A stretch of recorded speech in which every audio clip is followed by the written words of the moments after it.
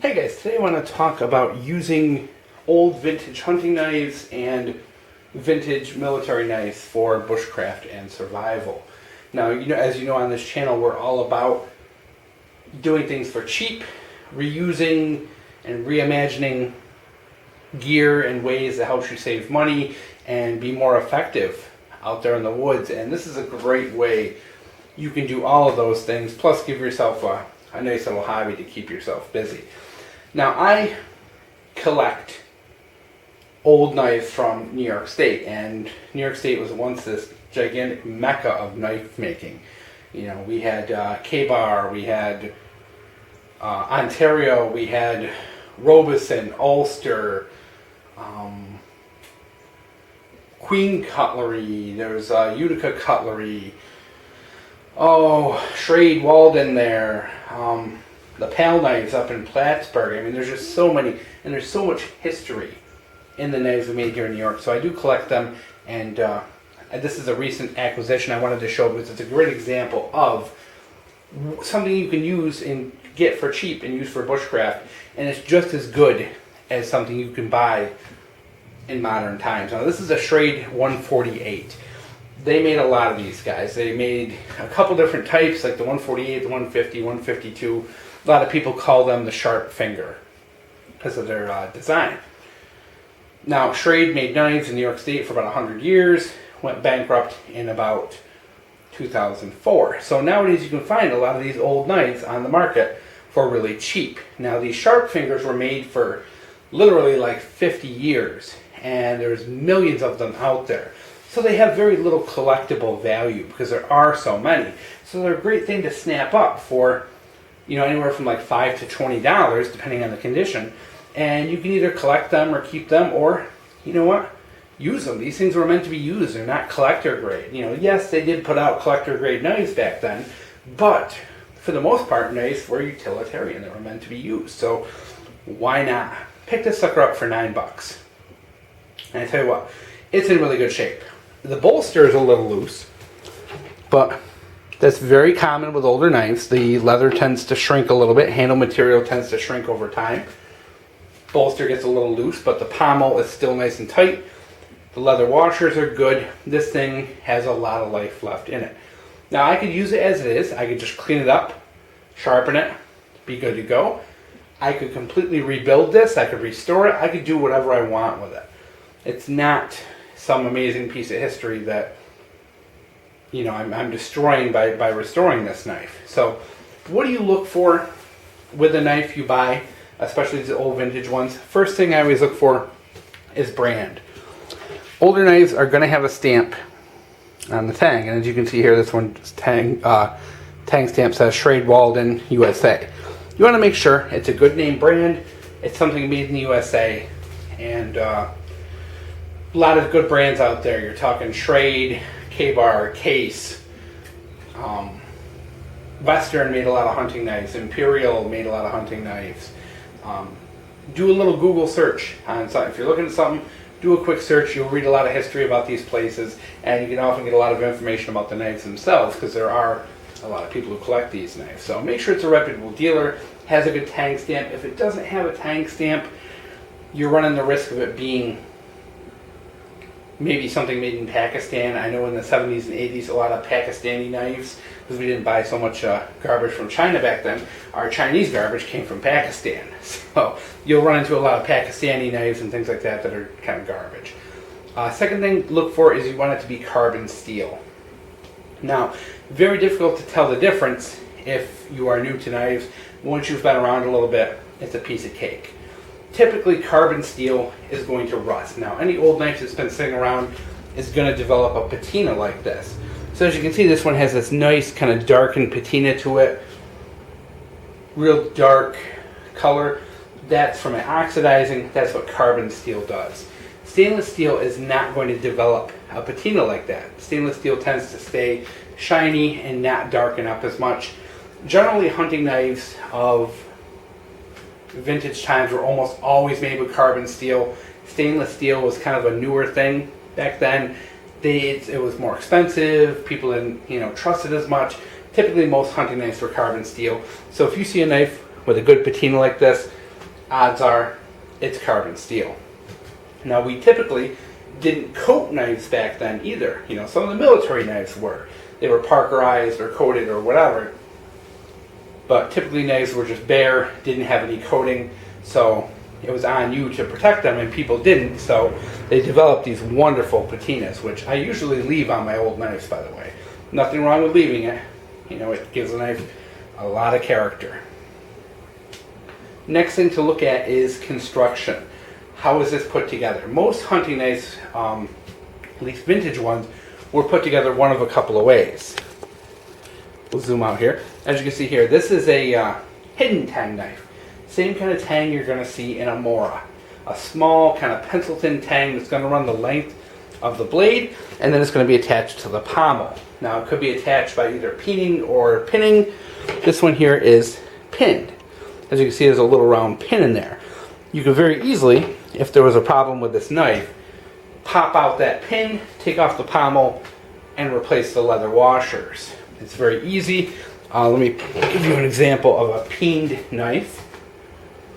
This here is a Camillus Jet Pilot's knife. And this handle is peened. You can see it has that little mushroom cap there on the top. Basically the tang sticks out of the pommel just a little bit. Someone goes through with a hammer and peens that down tight against the pommel, and it tightens the handle up. But same idea, leather washers. Leather washers were probably one of the more popular ways to make knives. Of course, the most popular was to use something we do pretty commonly today as well, which is to use handle scales. You can see here, this is a full tang, just cheapo M-Tech. You can see it's got some wood scales that are just screwed on. In the old days, you would see that construction very common with hunting knives, but typically they would use some kind of material like bone or wood or something like that. You didn't see them made with synthetics very often. They used something called Delrin, which was some kind of plastic that looked like bone pretty commonly, but those are even easier. You just literally pop the pins out, take the screws out, whatever, take those scales off, replace them or clean them however you want, and put them back on and glue the whole thing together, and you're good to go. So, things to look for. Okay, let's pull some of the collection out here. Things to look for. One is when you can see how you can see a little bit of light in between those washers, and the washers are wiggly. When they're falling apart like this would have to be restored to use. So if you're going to turn this one into a user, you're going to have to replace that handle. Now, you don't have to replace it with leather washers. You can replace it with wood or any other material you want, and then just pin the pommel back on, or make your own pommel. Or you could peen it. If you have some kind of bolster you want to use, you could peen it as well. Another thing to look for is the edge. As you can see, the edge near the top here is pretty chipped up. Now, that may not bother you, but for some people that's a deal breaker. But one thing to look for is the edge. Make sure it has a good edge and that it is straight. Here's another thing to be wary of: knives that have been in fires. As you can see, the end of this probably was bent. Somebody probably put it into a fire and heated it up and hammered it straight. Temper on this is probably ruined. It pretty much probably has no value as a usable knife now. It's collector only. This is an old Cattaraugus knife, which was made here in New York, by the way. Collect them. Big surprise. I bought it. I got it for cheap because it was it's pretty much dead. I think I paid like $7 or $8 for it. Not much at all. So you know what? One day I may clean up the blade, polish it, grind it, make it look good, and do a restoration on it. But this will never be a user again because of that. Those are the main things to look for. Of course, if you have something with handle scales, you know, you want to make sure that the handle scales are not broken or chipped or anything like that. If they are, you're just going to have to replace them, which is no big deal. But you just look around the corners and edges, you'll often see them chipped or broken. But typically what you're going to do is you're just going to make sure you have a good straight blade, that your tip is intact, you know, and that all the parts are together. You know, like I said, a little bolster wobble, not a big deal, not the end of the world. It's not going to affect the use of it. But if you do want to really make it into a beater, it's something you might want to consider restoring. So most of these knives, guys, I paid less than $20 for, probably in the neighborhood of like $15. I highly recommend the Schrade knives. They're really inexpensive to find. You know, you're going to find them all over because they were pretty affordable to the common person. So you will see a lot of Schrade hunting knives out there. There's not a huge collector's market for them, so you can get them at good prices. PAL knives, which were made in Plattsburgh, New York, where a lot of these were made around the time of World War II. You'll find a lot of these. They don't have a tremendous amount of value. They're good users. You can really pick these up like 15 to 20 bucks, no problem. The Jet Pilot knives, once again, these have a little more of a collector value. So this isn't something I would use. Some people do use them.